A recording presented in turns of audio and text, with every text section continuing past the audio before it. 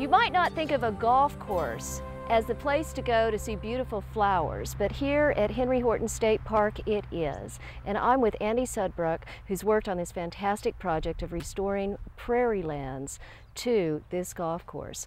Andy, you're with Nashville Natives and you've had just a wonderful time, I can see, with this project. It's a wonderful idea to restore prairies and have wildflowers out in the golf course, but whose idea is it?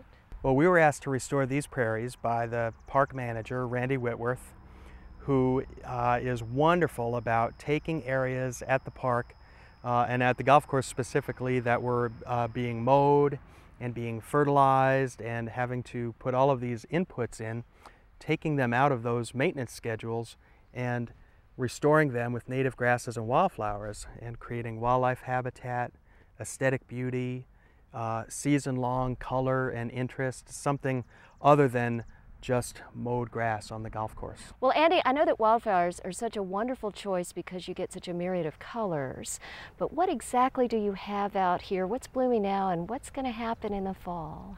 Well, we're just early summer right now, and we have black-eyed Susan and spotted horsemint or spotted monarda here.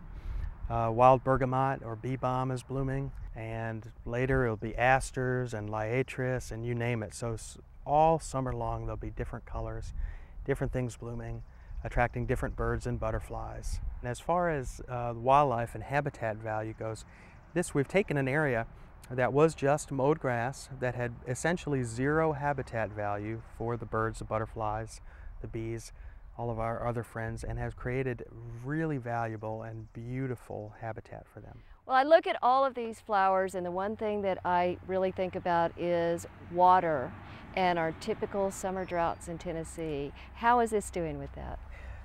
One of the greatest advantages of planting native grasses and wildflowers, Julie, is that they thrive during periods of drought.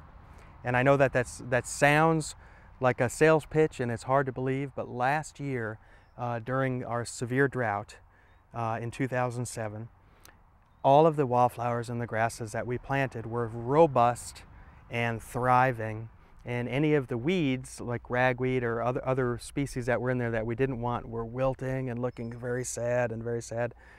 So our extremes of heat and drought actually work to the natives' favor, and they don't need any extra water, they don't need any extra care, they just thrive and are happy on their own.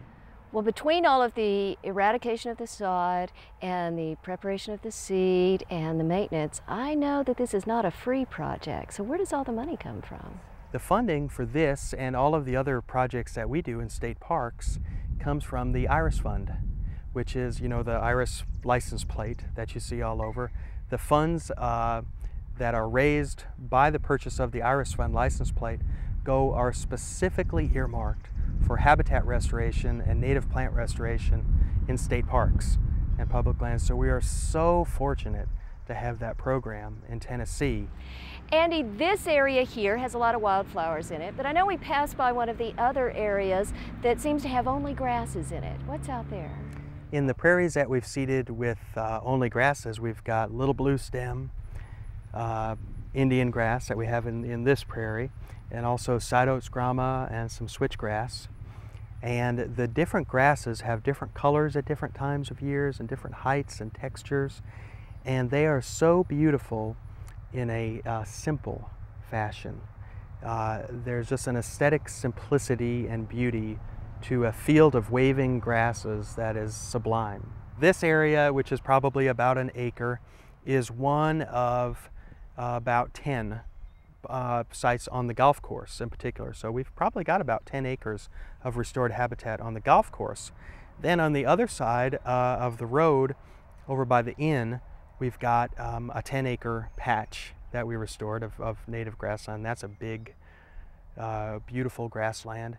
And then there is a new section to the park that was just added a year ago, and we just seeded a 35-acre prairie in that new section. So every year the native grasses and wildflowers at Henry Horton, the size just gets bigger and bigger and bigger and bigger, and they're mowing regime gets smaller and smaller and smaller and smaller. Andy, I know it's not all just seating and standing back and waiting for something to happen, that there's that whole other side of reintroducing natives, which is getting rid of some of the things that shouldn't be here. What have you been doing on that side? Well, we've been very, very busy, especially this winter at the park. We have cleared at least 100 acres of privet off of parklands here.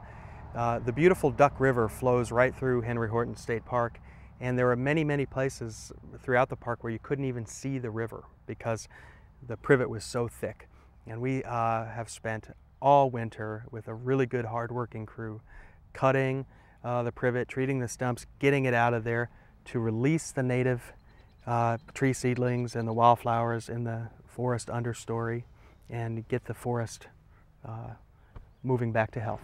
Well, altogether it's a fantastic project, lowering their costs, increasing wildlife diversity and plant diversity out here. So the next time you see one of those iris license plates going down the street, just think about the wonderful wildlife prairies that are being established here at Henry Horton and at other state parks. And come on out to your state parks and enjoy them and all the wonderful things that they're doing for the environment and for us.